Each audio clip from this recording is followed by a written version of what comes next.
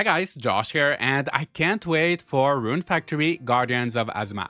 Last week, Marvelous did a live stream presenting the game, actually two streams, one in English, one in Japanese. I watched them both, it gave us so much information, a clearer picture of what to expect, and in this video I'd like to share with you 10 reasons why I think Rune Factory Guardians of Azuma will be better than Rune Factory 5. Leave a like if you want that to be true, and let's begin. I want to start with something that was a concern for many, graphics and performance. With these two presentations, we finally got to see actual uninterrupted gameplay. The English one showcased the game running on PC, while the Japanese one showed us the Switch version. If you remember Rune Factory 5, graphics were rough in certain areas, and the performance on the Switch was not the best, with frame rate often dropping during battles, especially when things got a bit chaotic.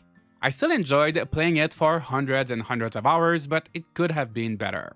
Fortunately, as you can see with Guardians of Azuma, they're really stepping things up graphically. The lighting's improved, the environments like the grass, the mountains are more detailed, and the same goes for the characters and 3D models. The footage from the PC version specifically is flawless, the animations look so smooth and satisfying, it's making me want to play the game so bad. Then I watched the Switch footage and I could see a bit of a difference. The frame rate seems lower, this is especially noticeable during combat. Some details like the shadows are not as crisp, but overall it already seems to run much better than Rune Factory 5, and obviously it also looks better. If you look at both versions side by side, you can tell it's nicer on PC, but at the same time I'm sure that once you start playing it on the Switch, these small differences shouldn't be too noticeable. Going hand in hand with the graphics, the world design of Azuma looks like it's receiving a lot more care. Rune Factory 5 featured multiple large areas, but for the most part, they did not have much to offer, both visually and in terms of exploration. Even the layout of Rigbart, the town where you spent most of your days, simply felt uninspired with a ton of empty space. Guardians of Azuma will still feature some large open areas, but you can tell that they have more going on. It's a lot more pleasing to the eyes, and it should make traversing the world more pleasant as well. On top of that, exploration will be incentivized with things such as these frog statues that will reward you with items or recipes if you do the right dance. There's going to be chests and other containers with things to find in them. And while you're out, you'll even be able to set up a campfire for cooking, allowing you to make food without having to go back to one of the villages. Plus, we're finally going to be able to jump and even glide with this parasol, which looks like so much fun. There's going to be a horse with the most satisfying galloping sound effects. Of course, we'll be able to ride other monsters as usual, and all of these things will come together to make movement feel enjoyable. One thing that many people enjoy with the Rune Factory games is the story. It's always pretty good with interesting characters, but this time, not only will we be getting something completely fresh and unique since it's going to be taking place in the eastern country of Azuma, inspired by Japan, it seems like there's going to be a much bigger emphasis on the storytelling. Rune Factory 5 did feature a great cast of voice actors who gave life to most of the important dialogue. There were some animated cutscenes here and there, but based off the trailer for this new game, and just the way that they're showcasing it, you can tell they put so much work to create a more cinematic, story-driven experience. So I was already excited for the story, but then, during the live stream, we got to hear the voice actors for Kaguya and Subaru, Suzy Young and Brendan McInnes, talk with the host Ovili May about some of their favorite characters, the writing, all of that, and here's a clip of some of what was said, just to give you a little idea. Without giving, any spoilers or anything, was there anyone who caught your eye in the recording booth? All of these characters are extremely colorful and they all have their little quirks, and I just enjoy those fun interactions between them. So I don't know, each character has their special relationship with the main character, and some of them are very funny, and I can't wait for people to experience that themselves. The writing is so good. Yes. I'm such a huge fan of the writing in this game, and the scripts, and everyone did such a wonderful job on this game. I know there were many times when I laughed as well, but there were also a lot of times when I cried because stuff happens and that you are not expecting in these relationships. I know, and both like happy tears and like oh no tears, like all kind. You're all over the map with this game. Chuelong's story hit me very hard. It really affected me, and it was so beautiful. Sentimental. Yeah. Yeah. You can truly feel their passion for these characters. It's kind of contagious. I was smiling the whole time while listening to them, and I can't wait to dive into this story with all of its ups and downs. I also appreciate how this time both protagonists will be in the game, so no matter which one you decide to play as, the other one will still be a part of the story. And they may have a bit more going on than your typical Rune Factory protagonist. We know that they started as childhood friends, but we can also see them fighting each other or getting married, so I am looking forward to witnessing all of these character developments. So we got to hear about the characters and how great the writing apparently is, but beyond that, gameplay interactions with these characters will also be getting a revamp. In most Rune Factory games, you can talk with people, give them gifts, invite them in your party to adventure together, but I think we can all agree that a bit of change is long overdue. So when you talk to someone in Azuma, there will be a hangout option, which then generates a few actions to choose from. These will change over time and based on your bond level, and they all take a certain amount of time to accomplish. So you can give a gift, which takes 30 minutes, but you can also go shopping, embrace, kiss, spend some time at a tea house or other places, and for each action, you will see a short animation, some dialogue, and each character will react differently to certain actions based on their likes and dislikes. In the very first interaction menu, I did notice an option to go on a date. I wonder what that entails, if it simply adds them to your party or something more, but I like how they are rethinking a lot of these mechanics. It reminds me a bit of the romance in my time at Sandrock, where things are a bit more interactive. Not only that, but bonding with these characters and interacting with them will be made more convenient, as the limit of party members is going up from 3 to 6. That includes monsters as well, and there will still be a maximum of 3 members fighting alongside you at any time, but simply by pressing down on the D-pad, you will be able to rotate through these members, so if one passes out, if you need a specific one to tackle a certain enemy, or you just want to chat with someone in your party, you won't have to go all the way back to the village in order to find them. Speaking of village, we will get to build and decorate 4 of them. One issue that is very common in games that let you build is you end up with a world that is flat, boring, generic, and I think they managed to avoid that. From the looks of it, the customizable areas are not too large, some villages will even have multiple of them, and they will be separated by changes in the terrain as well as unique props or buildings. For example, on this map here, you can see the 3 customizable areas, but there's a lot of pre-built stuff between them, which should ensure things still look good even if you're not good at decorating. It won't just be one big flat village. So we'll get to place different functional buildings like shops, barns. By the way, they did confirm that monsters will help you work, and even decor items will either boost the stats of our character, or increase the production of the villagers we will assign work to. Everything from the buildings to the items as well as the various paths and canals will be accessible from our inventory. There will be a grid to lay things out neatly and a convenient overhead view to give us a break from decorating in third person. I could see myself losing track of time working on these villages to make them look perfect, and luckily for as long as you're in this village builder mode, the in-game time will stop, so you won't have to worry about missing an event or rushing while you're decorating.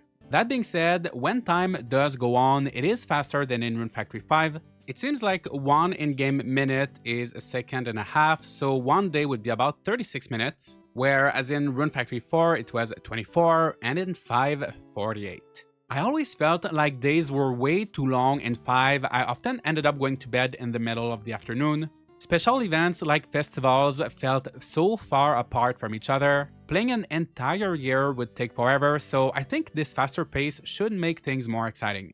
Going back to the villages, one thing I am wondering about is, are we going to have a house? It doesn't look like the buildings we place can be entered. I don't remember seeing much footage, if at all, of interiors. I know we'll be using the shops to craft and things like that, so we won't need crafting stations.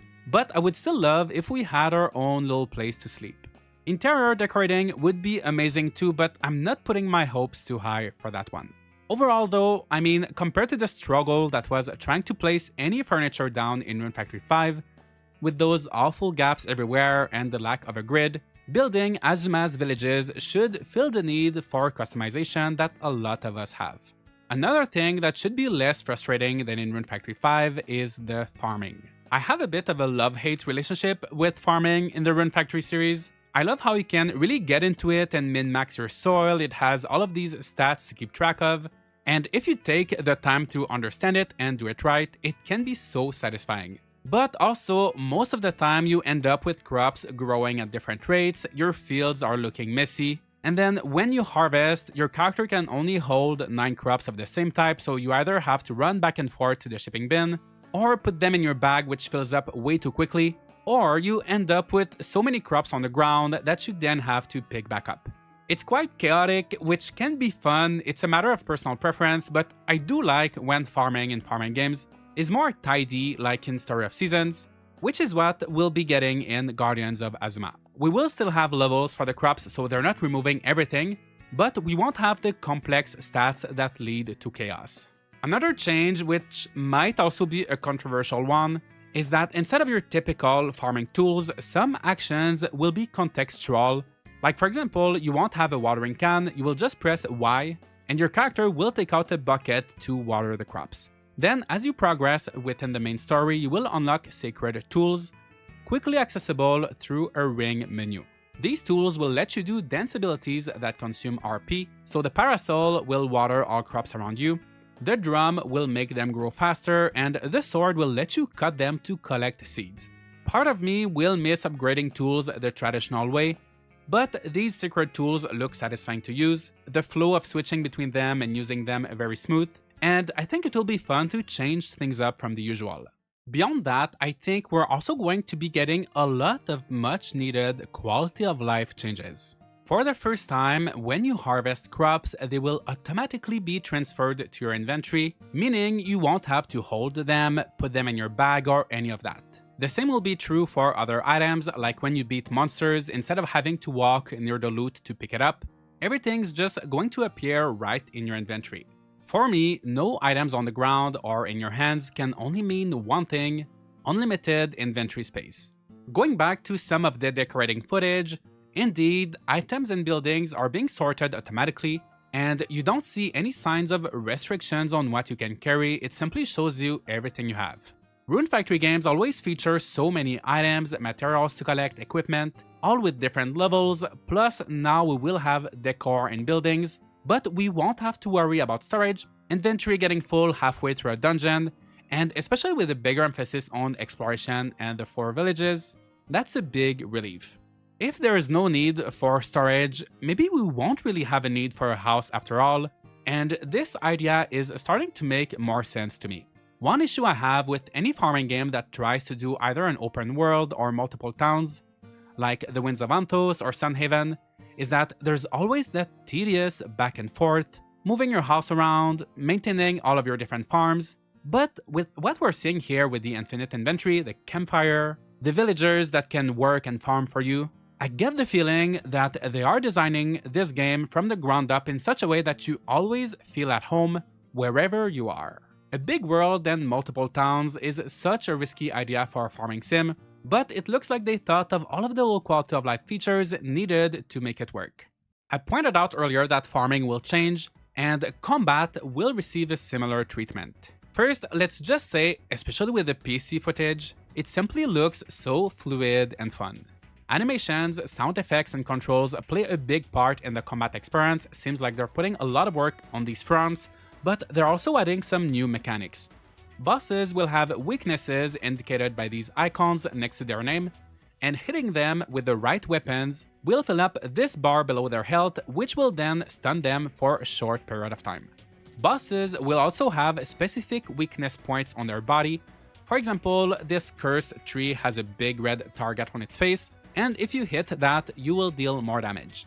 In this case, you will need to use the bow, one of the new weapons of Guardians of Azuma, the other one being the talisman.